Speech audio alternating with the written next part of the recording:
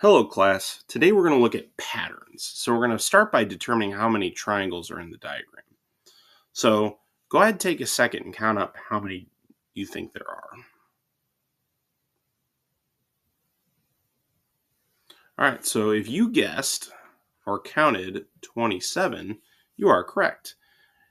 Let's run through it really quickly. The individual 1 by 1 by 1 triangles, there are a total of 16 of those. Now, the next thing you would need to look at, and I'm going to actually change colors for this, you need to look at triangles that look like this, and there are 7. There's one there, there's one there, that's 3, 4, 5, 6, and then there's one right here, so that's plus 7. And then we look at, again, I'll change colors, ones that look like this. That's 1, 2, there's 3 of those. And then there's one of the giant one, which would be plus 1. This is 11 right here, plus 16 is 27. All right. So here we have a series of pentagons are placed side by side, and their perimeter is recalculated each time. Each side length is 1. Represent the relationship using tables, words, an equation, and a graph. So let's start with the table. So we'll say X is number of pentagons.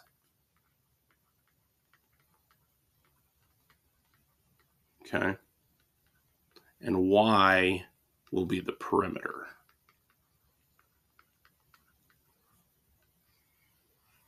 Okay. And let's just start with one pentagon. Let's draw that out. Remember, pentagon is 5. Doesn't have to be perfect. So 5 sides, 1, 2, 3, 4, 5. Let's remember the perimeter is the number of, or the total distance around the figure. And in this case, since it's 1, it's just 5. So it might naturally lead you to conclude that 2 would be 10. Well, let's check it out. Remember, they're side by side, so that means we got to build off.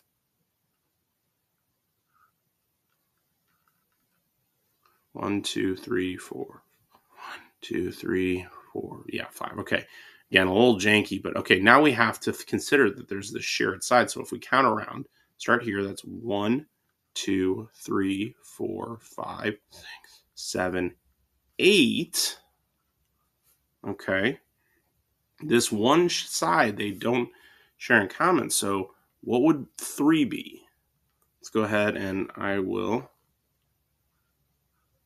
There we go. We have this one is no longer included. 1, 2, 3, 4, 5, 6, 7, 8, 9, 10, 11. And we can start to see a pattern forming. It looks like we're adding 3 each time. So 4 would be 14, and so on. So we got table. Let's write an equation for this. This would be plus 3 in perimeter for every 1 pentagon. Well, this is going to allow us to create a rate of change. A rate of change will be a ratio between these two numbers. So the rate of change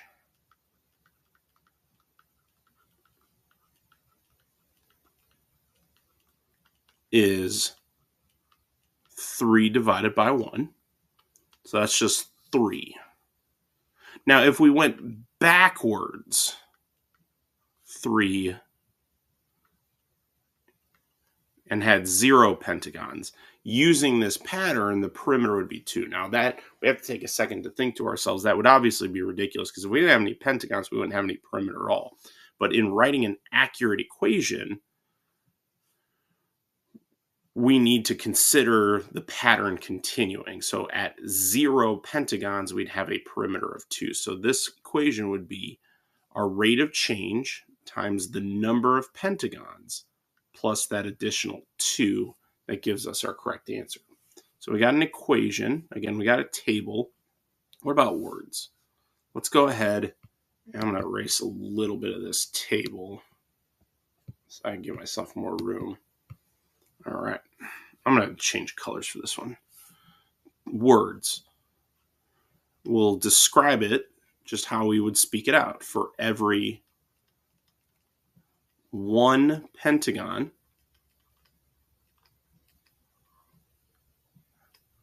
our perimeter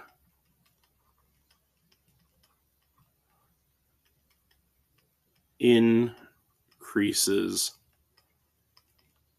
by 3. Let's go ahead and graph it. We'd have 1 pentagon, 2 pentagons, 3, and 4. And we're going up by 3s. So maybe we do by 3s here. 3, 6, 9, 12, 15. So remember that 0 pentagons was 2. That'll go on the axis. 1 was 5. 2 was 8. 3 was 11. And 4 was 14. We got this upward trajectory. All right, go ahead and give the next one a shot, this time with hexagons. Remember, hexagons have 6 sides. All right, so I started by drawing an illustration. Now, in a problem like this, you can always find the first perimeter of one hexagon just by taking how many sides there are and multiplying by the side length. So 6 times 2 is 12. And if you draw it out, that bears out. And then if you tack on another one, you can cross this off because that 2 no longer matters and label the 2 and count them all up. You get 20.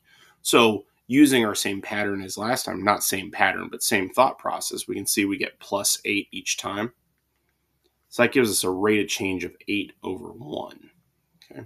So y equals 8x. We work backwards 1 step to find what that would be, and that would be 4. So 8x plus 4. So for every 1 hexagon, our perimeter increases by 8. And then we can see my beautiful graph.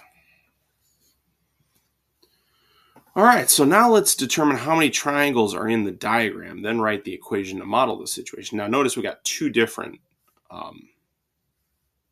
sets of triangles. We got this one right here and this one right here. So we got 1, 2, 3, 4, 5, 6, and then we've got 7, 8, 9, but also let's keep in mind, so I'll write that down for starters. I counted those up, I got 9.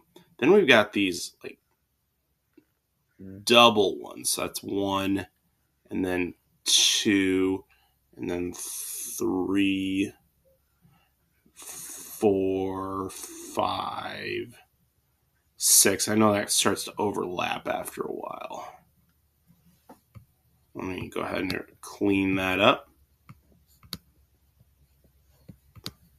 And then we got the one big one, which is another 1. So that's 16. Now you got to figure that this diagram is this, what we just counted, plus an extra 1. So let's count up all those. That's got 1, 2, 3, 4, 5. We got an additional 5, so this is 21. So if I had to guess, I'm saying we're going up by 5. Now, creating a little table, we had 3 rows here. Okay, and then 4 rows. We had 16 and 21.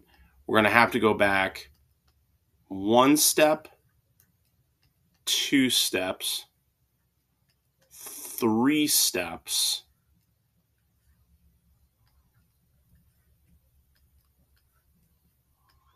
to get, so it'd be 11, 6, and 1 to get our initial value. Again, if we have no triangles drawn out, then we wouldn't have any at all.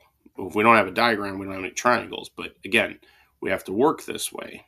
So we have y equals 5x plus 1. complete the table. I think I meant to say add on to the table, so let's go ahead and add on. It looks like we're 10, 15, 20, 25, 30, 35. Let's just go with one more. Well, it looks like we're going up by 10 each time. 4 to 14, 24, 34. So from 54, we're going to get 64. Well, let's write the equation to model the situation. Now, this time we're not going up by ones, we're going up by fives. So our rate of change is 10 divided by 5, which is just equal to 2. And then when we work backwards, we want to subtract 5. We want to subtract 5. You always want to work backwards to 0. Okay? So this is minus 10. 4 minus 10 would be negative 6.